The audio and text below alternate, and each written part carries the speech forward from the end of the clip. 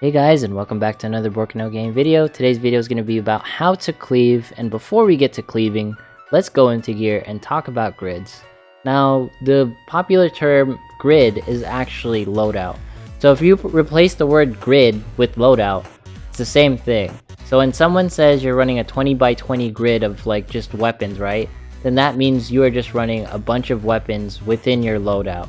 When you're running armor, what grid are you running for your armor? You're just saying I'm running like the standard like 4-4 set, which is from the original game, or you're running, you know, this weird mix set of S and then AAA for your armor grid, right? So that's pretty much what grid is. It's just your loadout. So, and then for nightmares, you know, you have a random loadout for that, or a random like grid that you have set. Not just running like mono nature, which would be kind of weird for your nightmare grid. I don't really suggest that, but that's something you can do if you want to like maximize pretty much, like for example using just nature stuff, right? But that wouldn't be ideal because you want a diverse set of nightmares. Essentially, the biggest thing that you have to know about grids is you get a max amount of 20 weapons, you get a max amount of 4 here, and you get a max amount of 5 here, and that is all on your main grid. Let's go back, didn't mean to click there. And the next thing that you gotta know is that in the sub gear, just know that this can go up to 20 slots for your sub weapon, 20 for your sub armor, and 20 for your sub nightmares. This is based off of account rank, and we'll talk about more later on that one. So let's go to story, main story, jump into 4-10.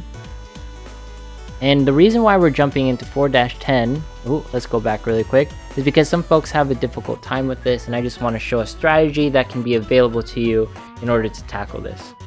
So notice that this says rating. This rating actually means that it's 32,000. So this is 28,000, 28,000, 27,000, and that is a suggested point value that you should have in order to beat this game or this story mode that's available to you or event. Now just know that it is like the recommended values, so it doesn't really mean anything. Next thing that I want to focus on before we start the cleave is you're actually going to click the monster. Like this is the obtainable nightmare, but this is also the last nightmare that you have to fight on 4-10. Notice that it does say aqua, so this is a aqua or water nightmare. So I'm going to bring more nature weapons, and I'm also going to bring a nature nightmare. Okay, that's fine. We're just gonna go ahead and blitz through the story. There's actually a fun fact that I'll reveal after we go through this story. So what you're gonna do is you're going to pretty much save all of your nature weapons or your green weapons, so that once you pretty much get to the boss, you will cleave the boss, since you know that it is weak against nature specifically. Now, the thing that I like to do is I like to summon my nightmares early, because there is a 10-second cast time before it pretty much turns up, right? So 6 seconds, 5 seconds, so on and so forth. And as soon as you jump into the boss, the nightmare is going to go off. And what you're going to do is you're just going to slam all of your nature weapons into it. 1,724 damage, 1,977, 3,000, 3,267, right? We're doing big damage, 2,300. And the AI also knows that it should be using nature weapons since the nature weapon buff is up. And now we're just going to pretty much clean up here. And you're wondering, Bork, don't you just have like strong weapons, etc, etc? Just know that I am at 47,000 base strength, and I didn't use any crazy nightmares, yeah? I just used like the dragon nightmare. So that was how you cleave. The next thing that I want to show is that after, you know, go through the story, is that you'll notice when I hit OK, look at that. All of the pretty much bots that I was playing with, all of them scaled down to my rank. And what's important to note is that if you have friends who are pretty much like high level, like 120,000 mega shields, thanks for that, bro, they will kind of scale down to your level. Now the important thing is even though they scale down to your point values, and which is why like your friends who are like 90,000 are more useful, is that just because bots don't hit as hard, they don't hit as many times, and they also scale down to you. Now when it's an active player joining your match, their point values stay the same. So just know that this is a thing that the game has implemented to sort of like balance it out.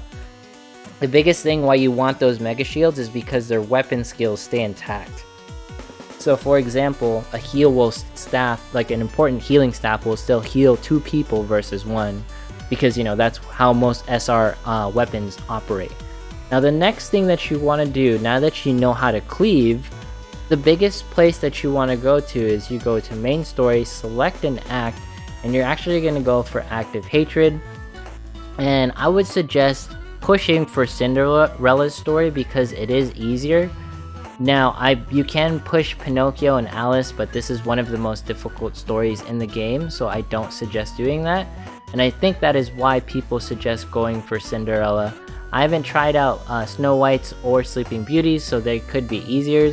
And Little Mermaid, make sure you do the first chapter to get the free job that's available to you as soon as you complete her first story. So now, you're going to go to chapter 4, and the reason why you want to go to chapter 4 is because all of them cost 17 AP. People suggest doing 4-2, but I believe you can do any chapter so long as it's within your means, as in it is like within your power level to do it. And you know, you can just look at ratings, it says 68,000 is the suggested. You could probably do chapter 1 and get the same effect. Since they're not 68,000, I'm going to run Snow White since she has 82,000 points. And the biggest reason why you want to get to chapter 4 so quickly is because this nets you so much EXP, and this is where you should be farming in the late game if you're not trying to level up your weapons. If you're not trying to level up your weapons, you should be leveling up your account as high as possible, and this is where all of your stamina is going. Now, if you're not leveling up your weapons, and if you're not, you know, collecting evolved materials, which are, that's like the big 3. It's like collecting weapon EXP, collecting evolved materials, and leveling up your account. That should be like your 3 biggest priorities right now. Like if you're, you know, your grid is maxed out and you're pretty much doing everything. So you should be alternatively in chapter 4. And why chapter 4 is because you get pretty much 150 plus EXP just by being here and doing the story mode, which is absolutely like invaluable, right? It is absolutely invaluable. Like, you can go from account level 60 to account level 80 without refilling your stamina. Like, that's how great this story mode is in order to pretty much keep pushing. Now we are going to do the cleave method. Now I didn't save any like nature weapons per se, but at the same time, if my AI friends have, you know, nature weapons, then they will cast them once Lindworm is up. The Lindworm is now up. I'm going to cast my nature weapons, click this guy, and they should also be technically casting theirs. So now I deal more damage, which is like really important. You know, this is like really huge, especially for Yormi if you're trying to farm him. 5600, very nice. And you'll notice at the end, my pretty much bot friends, they will have the same account points as me, not count rank, but they will have the same like point values as me. So now we get 153 EXP, which is a huge gain, right? Huge gains. And then notice that they're at 86,000, 90,000 respectively, because I am at like around 81,000. Now that you know how to account rank, now that you know how to, or the place that where you would go to get account ranks, and you also know how to cleave so you can push story a little bit better, let's talk about the inventory really quick. I'm assuming like you've gotten to this level of chapter 4. One of the biggest things to know is sell your B rank EXP. Also turn on filters so you don't see your SR and S like weapons, so you don't accidentally sell them. You could even go this far where you only see B ranks and C ranks, yeah, for your filters. So now I'm just gonna sell all these because essentially like they're unnecessary items, especially gold, because you should just auto sell those. You don't want to use B ranks because they're just a waste of like gold in order to upgrade weapons at a very high level. Ideally, you should only be keeping A ranks to be more gold efficient. If you don't care about being gold efficient, that's perfectly fine. It's just that gold is technically stamina, and stamina is very valuable. So hoarding as much A rank or and above like EXP is ideal when you're leveling up like a lot of weapons, yeah? The last thing that I wanted to talk about was in story. If you go into main story, there's actually 2 different stories that'll pop up once you unlock hard mode for each respective act. And you unlock hard mode after pretty much essentially clearing, I believe, at least 1 story for active impulse. And the reason why hard mode is so special is because it actually unlocks special dialogue for each character. So that's something to look forward to. Anyways, this is my guide on pretty much how to cleave into the game. You can implement the same cleaving system into Calo. So let's say you want to rush an opponent, everyone would save their nature weapons and you would just rush Lindworm, and then pretty much the enemy team would die. This is like a tactic that I feel like everyone should use. So anyways, that's it for this video. Hopefully you learned something. Like, comment, subscribe, and all that jazz. And I will see you in the next one.